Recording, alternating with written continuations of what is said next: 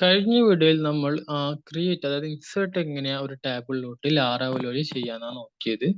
ഇന്നത്തെ വീഡിയോയിൽ നമ്മൾ ഇത് എങ്ങനെയാ ഷോ ചെയ്യിപ്പിക്കുക, അതായത് ഒരു ടാബിളിലുള്ള ഡീറ്റെയിൽസ് ഒക്കെ എങ്ങനെയാ ഷോ ചെയ്യിപ്പിക്കുക എന്നാണ് നോക്കാൻ പോകുന്നത്. ഓക്കെ, അത് നമ്മൾ ഫംഗ്ഷൻ എഴുതണം. നമുക്കിപ്പോൾ ഇൻഡെക്സ് ഫംഗ്ഷൻ അത് എഴുതാം. ഓക്കെ, അതിനു മുമ്പായി നമുക്ക് അതായത് ടാബിളിലുള്ള മൊത്തം ഡീറ്റെയിൽസ് നമുക്ക് ആക്സസ് ചെയ്യണം.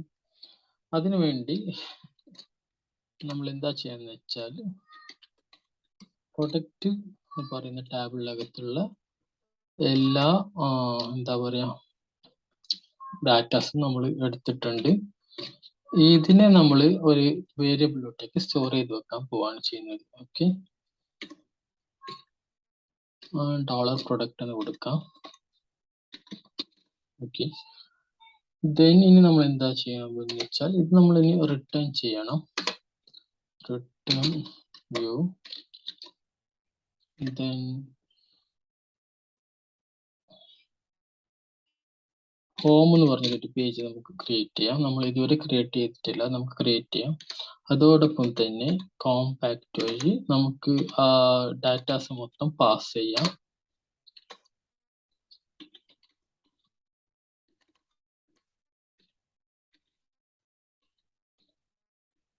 ഇനി നമുക്ക് ആ പേജ് ഒന്ന് ക്രിയേറ്റ് ചെയ്യാം.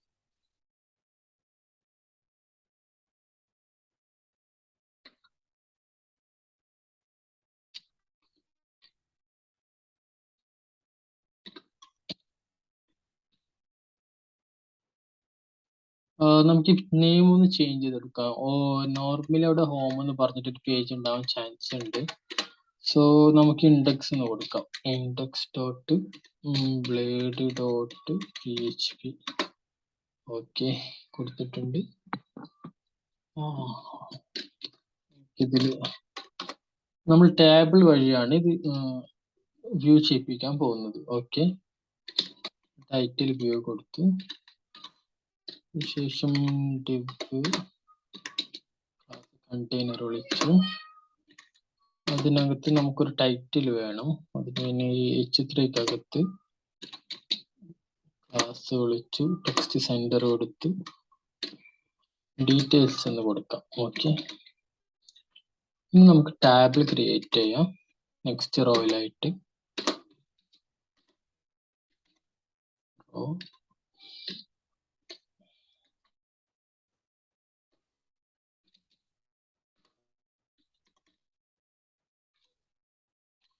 അത്രയും സ്പേസ് നമുക്ക് ബ്ലാങ്ക് ആയി വിടാം. അതിന് ശേഷം ടാബിളിനുള്ള കണ്ടിപ്പ് സെറ്റ് ചെയ്യാം. എടുത്തു, ഇതിനകത്ത് നമുക്ക് ടാബിൾ ക്രിയേറ്റ് ചെയ്യാം. ഓക്കെ, ടാബിൾ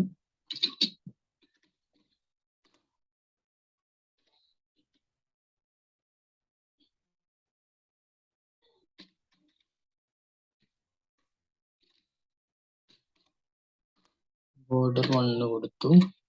അത് നമുക്ക് ഇതിന്റെ ഹെഡർ പാർട്ട് സെറ്റ് ചെയ്യാം.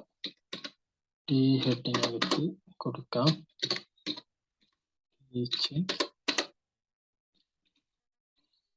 ഐഡിയും കൂടി നമുക്ക് ഡിസ്പ്ലേ ചെയ്യിപ്പിക്കാം ഓരോന്നിന്റെയും. ആഫ്റ്റർ ദാറ്റ് നെയിം ആണ് ആദ്യത്തെ കോളം. ദെൻ അടുത്ത കോളം അഡ്രസ് ആണ്.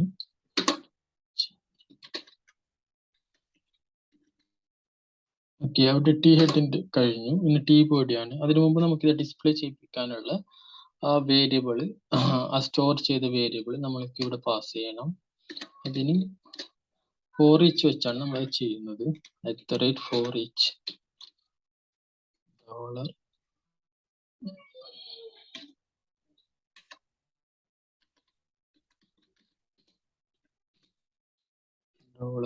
$PRO എന്ന് കൊടുത്തു. ഓക്കെ, നമുക്ക് ടി ബോർഡ് സെറ്റ് ചെയ്യാം.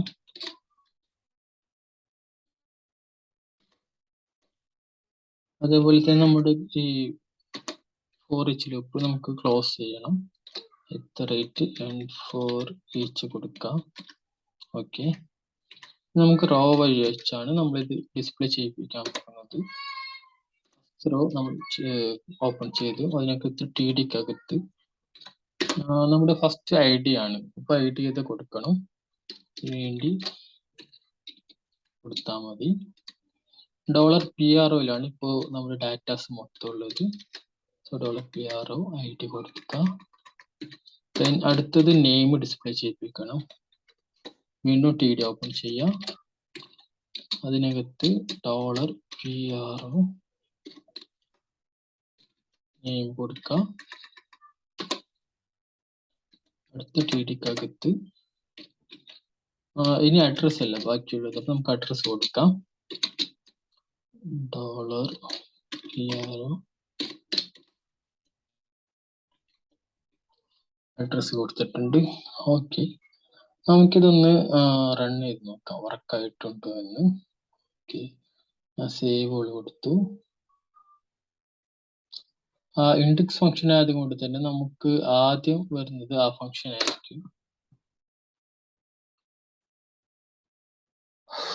ഓക്കെ, സംതിങ് എറർ വന്നിട്ടുണ്ട്, നോക്കട്ടെ, ഒരു മിനിറ്റ് ചെക്ക് ചെയ്യട്ടെ. പേജ് ഡിസ്പ്ലേ ആയിട്ടില്ല. ഓക്കെ, നമ്മളവിടെ കൊടുത്തിട്ടുള്ളത് ഹോം പേജ് ഡിസ്പ്ലേ ചെയ്യിപ്പിക്കാനാണ് ഫംഗ്ഷനകത്ത് കൊടുത്തിട്ടുള്ളത്. നമ്മൾ രണ്ടാമത് നമ്മുടെ പേജ് നെയിം ചേഞ്ച് ചെയ്തായിരുന്നു. സോ നമ്മൾ അതൊന്ന് ചേഞ്ച് ചെയ്ത് കൊടുത്താൽ മതി. കണ്ടില്ല, നമ്മളിവിടെ ഹോം എന്നാണ് കൊടുത്തത്. ആക്ച്വലി നമ്മുടെ പേജ് നെയിം ഇൻഡെക്സ് എന്നാണ്. സോ ഇവിടെ ഇൻഡെക്സ് കൊടുത്താൽ മതിയാവും.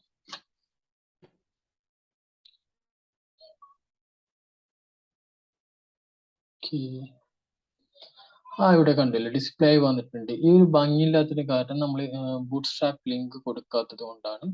ആ ബൂട്ട് സ്ട്രാപ്പ് ലിങ്ക് കൂടി ഒന്ന് കൊടുത്തു നോക്കാം. ഓൾറെഡി നമ്മുടെ ഈ ഒരു പേജിൽ ബൂട്ട് സ്ട്രാപ്പ് ലിങ്ക് ഉണ്ട്, അത് തന്നെ അങ്ങോട്ട് കൊടുത്താൽ മതി.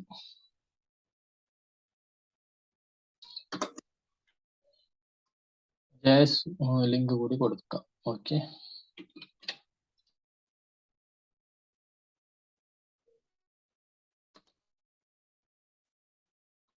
ഒരു ബോഡിക്കകത്താണ് കൊടുക്കേണ്ടത്. ബൈ മിസ്റ്റേക്ക് ആണ് ബോഡി കഴിഞ്ഞ് കൊടുത്തത്. ഓക്കെ, കണ്ടില്ലേ, ബൂട്ട് സ്ട്രാപ്പിന്റെ ഭംഗി വന്നിട്ടുണ്ട്. ഓക്കെ, അപ്പൊ ഇത്ര എങ്ങനെയാണ് നമ്മൾ ഒരു ടാബിളിൽ നിന്ന് ഡാറ്റാസ് ഡിസ്പ്ലേ ചെയ്യിപ്പിക്കുന്നത്. ഓക്കെ, അപ്പൊ ഇന്നത്തെ വീഡിയോയിൽ ഇത്രയേ ഉള്ളൂ. ബാക്കി നമുക്ക് അടുത്ത വീഡിയോയിൽ നോക്കാം. Thank you.